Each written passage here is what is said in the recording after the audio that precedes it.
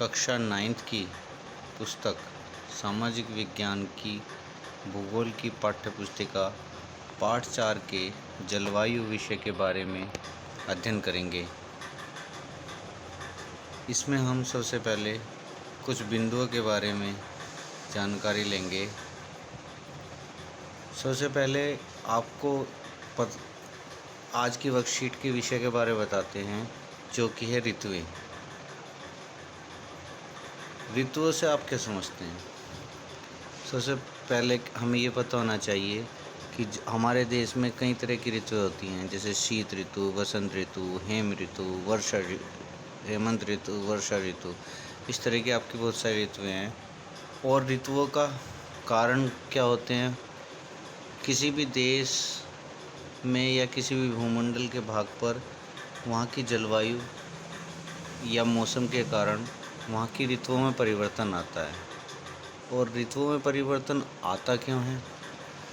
उसके लिए हमारी भौगोलिक स्थिति बहुत ज़्यादा डिपेंड करती है, क्योंकि किसी भी देश की जलवायु को प्रभावित करने वाले जो कारक होते हैं उनमें अक्षांश, ऊंचाई, वहाँ पर कितना वायुदाब बनता है, पवन तंत्र कैसा है वहाँ का, यानी कि हवाएं किस तरह की चलती हैं, उस स्थान की समुद्र से दूरी कितनी है, और महासागर की धाराएं तथा उच्चावच कैसा है।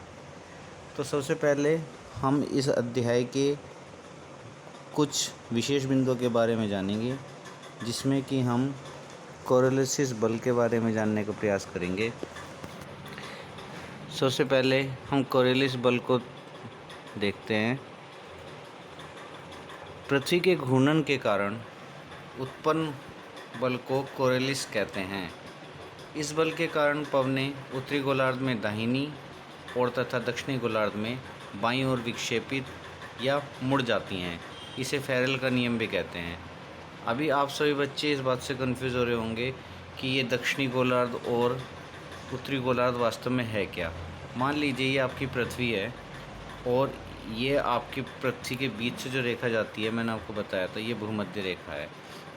ऊपर की तरफ हमारी होती है उत्तर दिशा, जिसे कि हम नॉर्थ से रिप्रेजेंट करते हैं, और नीचे की तरफ होती है हमारी दक्षिण दिशा, जिसे कि हम साउथ से रिप्रेजेंट करते हैं। इन दोनों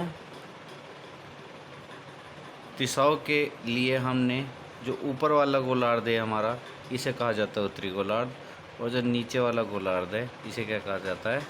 दक्षिणी गोलार्ध कहा जाता है। अब बात आती है पृथ्वी के घूर्णन की। पृथ्वी के घूर्णन के कारण उत्पन्न बल को कोरियोलिस बल कहते हैं। हमारी जो पृथ्वी होती है वो पश्चिम से पूर्व की तरफ घूमती है हमेशा, यानी कि वेस्ट से ईस्ट की तरफ घूमती है। उत्तरी गोलार्ध में दाहिनी ओर तथा दक्षिणी गोलार्ध में बाईं ओर की तरफ जब हवाएं मुड़ जाती हैं तो इसे क्या कहा जाता है? फेरेल का नियम कहा जाता है। जब हम बात कर रहे थे अभी थोड़ी देर पहले पृथ्वी के घूर्णन की, तो जो हमारी पृथ्वी है, जब ये अपनी खुद का चक्कर लगाती है तो उसमें इसका एक वर्ष 365 दिन और 6 घंटे में पूरा होता है, जिसके कारण हर 4 साल के बाद एक लीप ईयर बनता है। पृथ्वी के घूर्णन के कारण उत्पन्न बल को क्या कहा जाता है? कोरियोलिस बल कहा जाता है।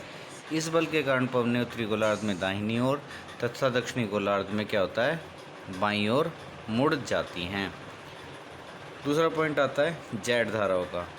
जेट धाराएं 27 डिग्री से 30 डिग्री उत्तरी अक्षांश के बीच वायुमंडल की क्षोभ मंडल परत में अत्यधिक ऊंचाई से, यानी कि 12,000 मीटर से अधिक पर एक संकरी पट्टी में पाई जाने वाली तेज़ पश्चिमी पवनों को जेट धाराएं कहते हैं। इनकी गति गर्मियों में 110 किलोमीटर प्रति घंटा और सर्दियों में 184 किलोमीटर प्रति घंटा होती है। अब यहाँ पर बात आती है अक्षांश की। मैंने जैसे कि आपको आपकी 8वीं कक्षा में भी बताया था कि हमारी जो पृथ्वी है इसमें ऊपर की तरफ उत्तरी गोलार्ध क्योंकि उत्तर दिशा में है ये, नीचे की तरफ दक्षिणी गोलार्ध। और ये गोलार्ध कितनी डिग्री पर होते हैं? 23.5 डिग्री पर ऊपर वाला और 23.5 डिग्री पर नीचे वाला। यहाँ पर भूमध्य रेखा। अब जो हमारी पृथ्वी के आसपास जो हवाएं चलती हैं, यदि वे हवाएं 23-23.5 डिग्री से ऊपर यानी कि उत्तरी अक्षांश के बीच, और इसने क्या कहा 27 से 30 के बीच में, 23.5 के ऊपर ही आएगा 27 तक अगर उत्तरी गोलार्ध की बात करते हैं, और अगर दक्षिणी गोलार्ध की बात करते हैं तो 23.5 के नीचे आएगा। तो 27 से 30 डिग्री उत्तर अक्षांश के बीच वायुमंडल की क्षोभमंडल परत में जो हवाएं चलती हैं उन्हें क्या कहा जाता है? जेट धाराएं कहा जाता है। जेट धाराएं कहने का इनका तात्पर्य इनके तेज चलने के कारण है। जैसे कि जेट विमानों के बारे में भी आपने सुना होगा। इनकी गति गर्मियों में 110 किलोमीटर प्रति घंटा से सर्दियों में 184 किलोमीटर प्रति घंटा होती है। अब आपने एक नया वर्ड सुना है यहाँ पे, क्षोभ मंडल। हमारे कई प्रकार के मंडल होते हैं, क्षोभ मंडल, समताप मंडल, आयन मंडल, जिसके बारे में आपको 8वीं कक्षा में बताया गया था। अब बात करते हैं पश्चिमी चक्रवाती विक्षोभ की, यानी कि ये भी एक तरह की पवनें हैं। सर्दियों के जो महीने होते हैं उनमें उत्पन्न होने वाली पश्चिमी चक्रवाती विक्षोभ तेज हलचल या तूफान भूमध्य सागरीय क्षेत्र से आने वाले पश्चिमी प्रवाह के कारण होते हैं। अभी भूमध्य सागरीय क्षेत्र कौन से होते हैं? जो भूमध्य सागर से उठने वाली पवनें होती हैं उनका विशेष करके यह नाम दिया गया है पश्चिमी चक्रवाती विक्षोभ। जब सर्दियों के महीने होते हैं तो उनमें कुछ पवनें उत्पन्न होती हैं पश्चिमी चक्रवाती विक्षोभ, यानी कि तेज हलचल और तूफान वाली पवनें होती हैं। ये आमतौर पर भारत के उत्तर और पश्चिमी क्षेत्रों को प्रभावित करते हैं। उत्तर के बारे में बताया था आपको, ऊपर की तरफ उत्तर दिशा है और नीचे की तरफ कौन सी दिशा है? दक्षिण दिशा है। यहाँ पर एक विशेष चीज़ देखने में आपको मिलेगी कि जब भी टेम्परेचर आपका बढ़ेगा तो उसका प्रेशर क्या होगा? कम होगा, ठीक है। और अगर टेम्परेचर घटेगा तो प्रेशर क्या होगा? ज़्यादा होगा। टेम्परेचर का मतलब तापमान से है, ठीक है, और प्रेशर मतलब दबाव से, वायुदाब से है। अब यहाँ पर कुछ पवनों के बारे में हमने जाना।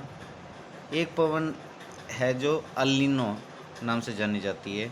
ये पवन क्रिसमस के टाइम पर, यानी कि आप कह सकते हैं दिसंबर के अंत में लगभग समय ठंडी पेरू जलधारा के स्थान पर ये पेरू जो है, ये पेरू एक दक्षिण अमेरिका का देश है जो कि तटीय देशों की श्रेणी में आता है। और इसकी आकृति आपको मैं बताता हूँ, कुछ इस तरीके की आकृति इसकी है। और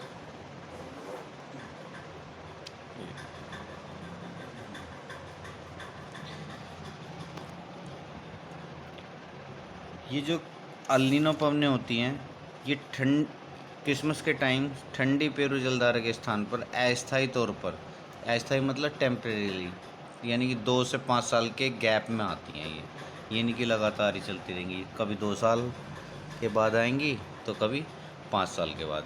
गर्म जलधारा के विकास को क्या कहा जाता है? अल नीनो का नाम दिया जाता है। ये एक स्पेनिश शब्द है जिसका अर्थ है बच्चा, जो बेबी क्राइस्ट के नाम को व्यक्त करता है।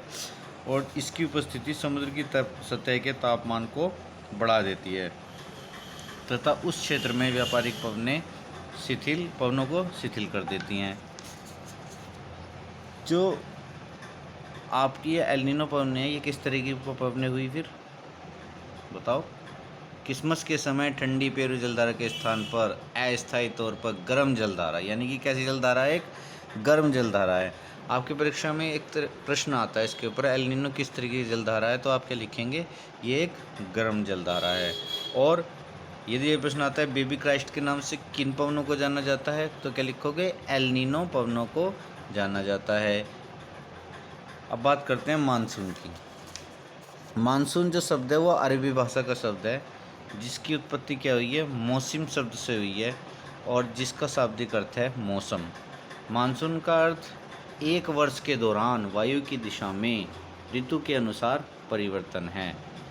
मानसूनी जलवायु की एक विशिष्ट मौसमी प्रतिरूप होता है जिससे मौसम की अवस्थाओं में बहुत अधिक परिवर्तन होता है। इसके बाद हम बात करेंगे भारत में मुख्य रूप से 4 ऋतुओं को पहचाना जाता है, जो कि इस प्रकार हैं। पहली हो गई शीत ऋतु, दूसरी ग्रीष्म ऋतु, तीसरी मानसून का आगमन और चौथा मानसून की वापसी। शीत ऋतु के बारे में हम जानेंगे। इनका समय क्या होता है, ये मध्य में आती हैं, लगभग नवंबर के और फरवरी तक रहती हैं। उत्तरी पूर्वी व्यापारिक पवनें स्थल से समुद्र की ओर बहती हैं। उत्तर भारत में दिसंबर एवं जनवरी के जो महीने होते हैं वो क्या होते हैं, सबसे ठंडे महीने होते हैं। यहाँ कमज़ोर उच्च दाब का क्षेत्र होता है। आमतौर पर यानी कि सामान्यतया आसमान साफ़ होता है इस दौरान।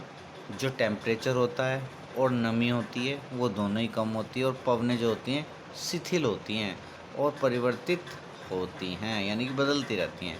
दक्षिण की ओर तापमान बढ़ने पर तापमान में क्या होता है, बढ़ोतरी होती है। यानी कि अगर दिल्ली से चेन्नई की तरफ जाएंगे तो क्या होगा, टेम्परेचर बढ़ेगा, घटेगा वहाँ पर। दक्षिण की ओर बढ़ने पर तापमान में क्या होगा, बढ़ोतरी होगी। यानी कि अगर दक्षिण की तरफ जाएंगे तो वहाँ गर्मी ज़्यादा होगी और दक्षिण से उत्तर की तरफ आएंगे तो वहाँ ठंड ज़्यादा होगी। देश के अधिकतर भाग में मौसम शुष्क, केवल तमिलनाडु तट पर कुछ मात्रा में वर्षा होती है। पश्चिमी विक्षोभ के कारण कभी कभी उत्तरी मैदानों में वर्षा और प्रायद्वीपीय भागों में समुद्री पवनों के प्रभाव के कारण तापमान के प्रतिरूप में न के बराबर परिवर्तन होता है। अब यहाँ पे शब्द आया प्रायद्वीपीय भारत। प्रायद्वीपीय भारत का ये वाला हिस्सा है जो वी शेप का होता है ना, तो ये जो भारत का ये वाला हिस्सा है, ये कैसा हिस्सा, कौन सा भारत कहलाता है, ये प्रायद्वीपीय भारत कहलाता है। बात करते हैं अब हम ग्रीष्म ऋतु की। ये कब आती है, समय इसका मार्च से मई के बीच में होता है। उत्तरी मैदानों में तापमान में ज़्यादातर वृद्धि, जिससे कि कम दाब का लंबवत क्षेत्र तैयार होता है। जैसे कि मैंने आपको भी बताया था कि जब टेम्परेचर अधिक होगा, क्या होगा, जब टेम्परेचर अधिक होगा तो क्या होगा, प्रेशर कम होगा। जब टेम्परेचर कम होगा तो प्रेशर क्या होगा, अधिक होगा। उत्तरी मैदानों में तापमान में अत्यधिक वृद्धि, जिससे कम दाब का लंबवत क्षेत्र तैयार होता है। उत्तर एवं उत्तर पश्चिमी भागों में दिन के समय क्या होता है, इसमें धूल चलती है, भरी गर्म एवं शुष्क पवन चलती हैं, जिसे कि लू का नाम दिया जाता है। क्या नाम दिया जाता है, लू। आपके पेपर में ये क्वेश्चन भी आएगा कि लू किसे कहते हैं, तो तब आप बता सकते हो कि गर्मी के मौसम में चलने वाली गर्म हवाओं को क्या कहा जाता है, लू कहा जाता है। कई बार तीव्र हवाओं के साथ गरज वाली मूसलाधार वर्षा, यानी कि जब तेज़ हवाएं चल रही हों और उसके साथ साथ क्या हो रही हो, बारिश, वो भी कैसी, गर्जन के साथ साथ हवा हो रही है, यानी कि उसमें आवाज़ की अनुभूति हमें हो रही हो। वर्षा या हिमवृष्टि, जिससे पश्चिम बंगाल में काल बैसाखी के नाम से जाना जाता है। तो आपके पेपर में एक क्वेश्चन आ सकता है कि भाई काल बैसाखी किसे कहते हैं, तो क्या लिखोगे, तीव्र हवाओं के साथ गरज वाली मूसलाधार वर्षा या हिमवृष्टि, जिसे पश्चिम बंगाल में काल बैसाखी के नाम से जाना जाता है। इन ग्रीष्म ऋतु के आखिरी में कर्नाटक और केरल में पूर्व मानसूनी वर्षा, जिससे आम जल्दी से पक जाते हैं, इसीलिए इसे क्या कहा जाता है, आम्र वर्षा कहा जाता है। आमों के जल्दी पकने के कारण इस वर्षा को क्या कहा जाता है, आम्र वर्षा कहा जाता है। प्रायद्वीपीय भागों में समुद्री पवनों के प्रभाव के कारण तापमान में के प्रतिरूप में न के बराबर परिवर्तन होता है। प्रायद्वीपीय भारत मैंने अभी बताया था, भारत की ये जो वी शेप वाला हिस्सा है ना, ये इधर वाले स्टेट्स और इधर वाले स्टेट्स, ये सब क्या है, प्रायद्वीपीय भारत के राज्य हैं। प्रायद्वीपीय भागों में समुद्री पवनों के प्रभाव के कारण तापमान के प्रतिरूप में न के बराबर। अब इसमें 4 प्रश्न दिए गए हैं आपको। अल नीनो से आप क्या समझते हैं, आप भी बताया था, गर्म जलधारा होती है, ठीक है, और इसको बेबी क्राइस्ट के नाम से भी जाना जाता है। दिल्ली में चेन्नई की अपेक्षा शीत ऋतु एवं ग्रीष्म ऋतु के तापमान में अधिक अंतर क्यों होता है? क्योंकि जब टेम्परेचर ज़्यादा होता है तो प्रेशर कम होता है, तो इसलिए जब दिल्ली से पवनें उत्तर से दक्षिण की तरफ जाएंगी तो क्या होगा, दिल्ली में टेम्परेचर बढ़ेगा और चेन्नई में कम हो जाएगा। जब टेम्परेचर कम होगा तो क्या होगा, वहाँ पर ठंड ज़्यादा होगी, ठीक है। भारत में शीत ऋतु की कुछ प्रमुख विशेषताओं को लिखिए। अब शीत ऋतु की प्रमुख विशेषता क्या है? नवंबर से फरवरी के बीच में होती है। यहाँ कमज़ोर उच्च दाब का क्षेत्र होता है। दिसंबर और जनवरी जो होते हैं सबसे ठंडे महीने होते हैं। पवनें स्थल से समुद्र की तरफ बहती हैं। दक्षिण की ओर बढ़ने पर तापमान में बढ़ोतरी होती है।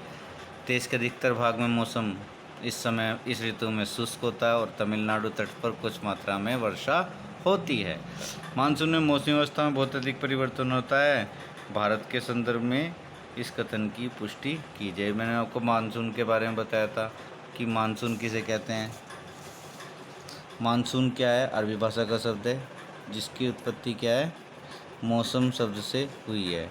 और जब मानसून में परिवर्तन होता है तो क्या होता है, वहाँ की अवस्था, उस जगह की जलवायु में परिवर्तन होता है, जिसके मुख्य कारण मैंने आपको इस वर्कशीट के शुरू में ही बताए थे, जैसे कि अक्षांश हो गया, उच्च वायुदाब हुआ, पवन तंत्र, समुद्र से दूरी, महासागरीय धाराएं तथा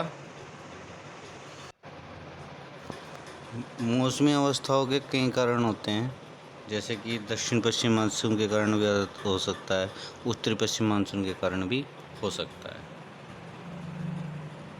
उम्मीद है कि आपको ये वर्कशीट समझ में आई होगी, और अगर किसी की कोई क्वेरी है तो मुझे मैसेज कर सकता है। उसकी समस्या का समाधान करने का संपूर्ण प्रयास किया जाएगा। सभी बच्चे अपने उत्तर पुस्तिका में इन प्रश्नों के उत्तर लिखें एवं जो वीडियो आपको भेजी गई हैं उनको भी बड़े ध्यान से सुनें, क्योंकि आपसे किसी भी दिन कोई भी प्रश्न किया जा सकता है।